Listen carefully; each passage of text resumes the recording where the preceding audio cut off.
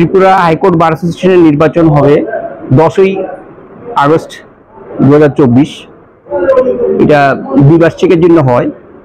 আমাদের executive committee প্রতিনিধি, president, vice president, secretary, assistant secretary এবং অন্যান্য মেম্বাররা এক্সিকিউটিভ কমিটিতে থাকেন। আমাদের নমিনেশন পেপার দেওয়া শুরু হয়েছে 16 জুলাই থেকে 26 জুলাই পর্যন্ত দেওয়া হবে এবং submission of nomination paper 29 July এবং 30 জুলাই। স্ক্রুটিনি হবে নমিনেশন পেপারের 31 জুলাই, 31 জুলাই। আর নমিনেশন পেপার উইথড্রয়াল অর্থাৎ প্রত্যাহার করার দিন হচ্ছে 1 আগস্ট 2024। আর আমাদের ইলেকশন হবে 10 আগস্ট 2024। সেদিন ভোট শুরু হবে 9টা 30 সকাল থেকে 1টা 30 পর্যন্ত এবং ভোট গণনার পরেই আমরা আমাদের ভোট গণনা শুরু হবে 2টা 30 থেকে, বেলা 2টা 30 থেকে যতক্ষণ পর্যন্ত না ভোটের আমরা রেজাল্ট করতে গণনা হবে ততক্ষণ অবধি করে সেদিনই আমরা ইলেকশন রেজাল্ট আমরা জানিয়ে দেব। এবছর আমাদের ত্রিপুরা বার অ্যাসোসিয়েশনের আমরা Tripura bar council of Tripura থেকে আমরা যে ভোটার তালিকা পেয়েছি সর্বশেষ অবধি, সেটা হচ্ছে টোটাল 217 জন ভোটার। তার মধ্যে 202 জন রয়েছে অ্যাডভোকেটস অ্যান্ড 15 জন সিনিয়র অ্যাডভোকেটস। সব মিলিয়ে আমাদের ভোটারের সংখ্যা 217। অ্যাকচুয়ালি বার অ্যাসোসিয়েশনের প্রথম দিন থেকে আমাদের যে রুলস, এই নির্বাচনটা গাইডেড বাই দি সেই রুলস এবং এটা সবাই জানে যে আমরা আগেও জানিয়েছি প্রত্যেক বারের জন্য আলাদা অপশন রয়েছে। যেমন ত্রিপুরা হাইকোর্ট বার অ্যাসোসিয়েশন যারা প্রতিনিধি অপশন রয়েছে, যারা ত্রিপুরা বার অ্যাসোসিয়েশন ওখানে অপশন রয়েছে, এক একটা বারের মেম্বাররা ওখানে ভোট দিতে পারবে। আর যারা শুধু অপশন নিয়েছে ত্রিপুরা হাইকোর্ট বার অ্যাসোসিয়েশনে ভোট দেবে, তারাই একমাত্র এখানে ভোটদানের ক্ষমতা রয়েছে। স্টেট ভোটার্স তারা ভোট দিতে পারবে এখানে। আর নিয়ম কানুনের মধ্যে যেটা রয়েছে সেটা হচ্ছে যে যারা নমিনেশন পেপার নেবে তাদের এনরোল নাম্বারটা চেক করা হবে। যারা ওনাকে সাপোর্ট করছে তার যে এনরোলমেন্ট নাম্বারটা সেটা ঠিক আছে কিনা সেটা পরীক্ষা নিরীক্ষা হবে। সেটা স্ক্রুটিনি দিন করা হবে যে একটা নমিনেশন পেপার বৈধ কিনা। সেই বৈধ নমিনেশন পেপারটা স্ক্রুটিনি আমরা করে ফাইনালি ডিক্লেয়ার করব যে হ্যাঁ, এই নমিনেশন পেপারটা বৈধ আছে। তখন যারা যে পদে নমিনেশন পেপার সাবমিট করেছেন সেভাবে আমরা ফাইনাল একটা লিস্ট তৈরি করব যে প্রেসিডেন্ট পদের জন্য কতজন দাঁড়িয়েছেন, সেক্রেটারি, ভাইস প্রেসিডেন্টের জন্য কতজন প্রতিনিধি দাঁড়িয়েছে, কিংবা সেক্রেটারি, অ্যাসিস্ট্যান্ট সেক্রেটারি। তো আমাদের গতবারে এটা কোথায় আছে যে একজন প্রেসিডেন্ট, একজন ভাইস প্রেসিডেন্ট, একজন সেক্রেটারি, 2 জন অ্যাসিস্ট্যান্ট সেক্রেটারি এবং আদার্স 7 জন মেম্বার্স আমাদের ইলেক্ট করতে হয়। তো যারা এবারের মেম্বার হাইকোর্ট বার অ্যাসোসিয়েশনে তারাই একমাত্র এখানে নমিনেশন পেপার তুলতে পারবে, জমা দিতে পারবে। যারা সেকেন্ডারি মানে সাপোর্ট করবে তারাও এই বারের মেম্বারই হতে হবে। এটা হচ্ছে মূলত নিয়ম, যে একটা বৈধ নমিনেশন পেপার স্ক্রুটিনি করে যাকে আমরা বৈধ প্রতিনিধি হিসেবে আমরা ব্যালট পেপারে নাম তুলতে পারবো। যখন সম্পূর্ণ হয়ে যাবে স্ক্রুটিনির পরে, তারপরে আমরা ব্যালট পেপার ছাপাবো এবং সকাল 9টা 30 10ই আগস্ট আমরা ভোট গ্রহণ শুরু করব এবং এই ভোট গ্রহণ চলবে 1টা 30 অবধি। তারপর আমরা আমাদের ইয়েটা ক্লোজ করে দেব, ভোট গ্রহণ এবং গণনা শুরু করব 2টা 30 থেকে।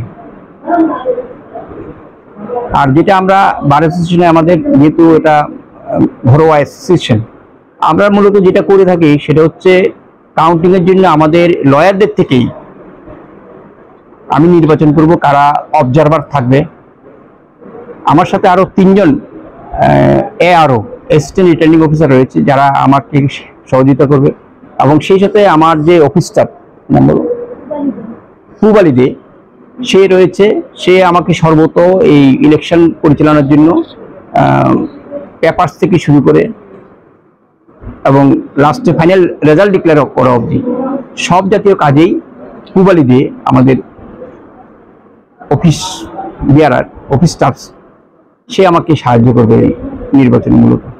কারণ প্রত্যেকটা ধাপ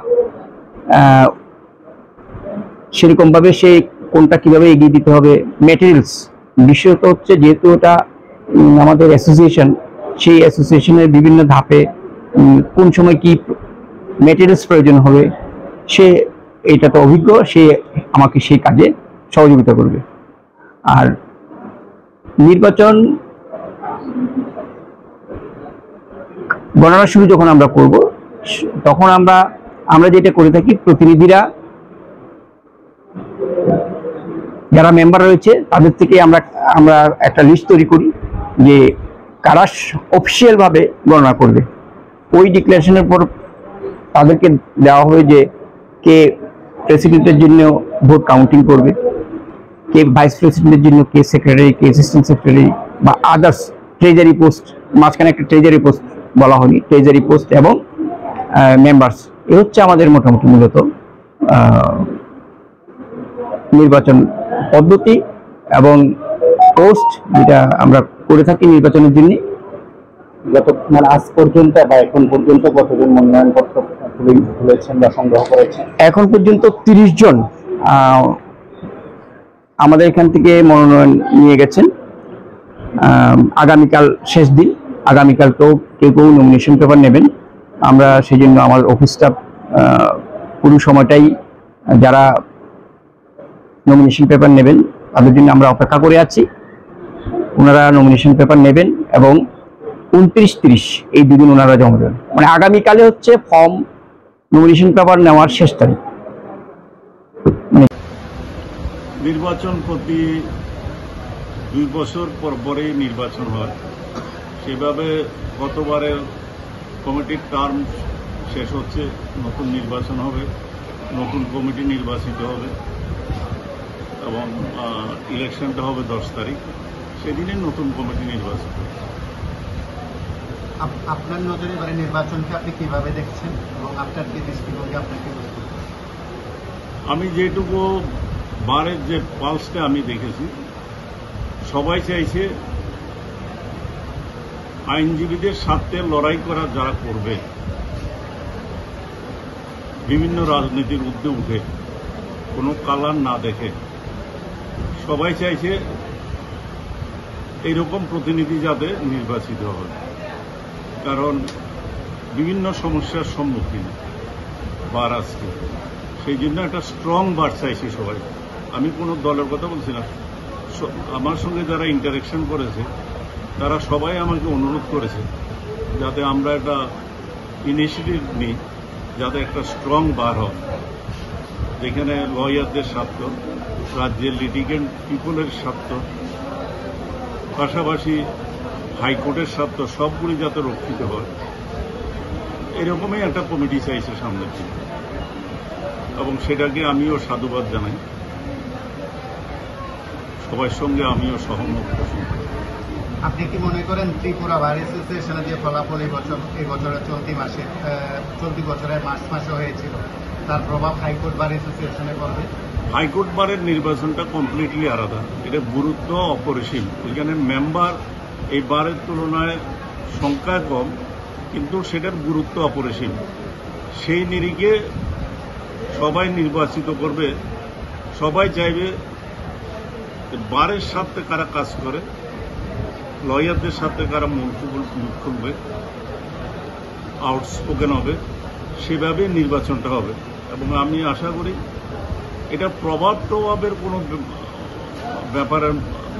ব্যাপার না। ব্যাপারটা হলো হাইকোর্টের যারা আইনজীবী আছেন ওনারা কি ফিল করছেন, ওনারা দলমত নির্বিশেষের ঊর্ধ্বে উঠেই ওনারা সবাই চাইছেন একটা ভালো বার নির্বাচিত হোক, এবং আমিও চাই ব্যক্তিগতভাবে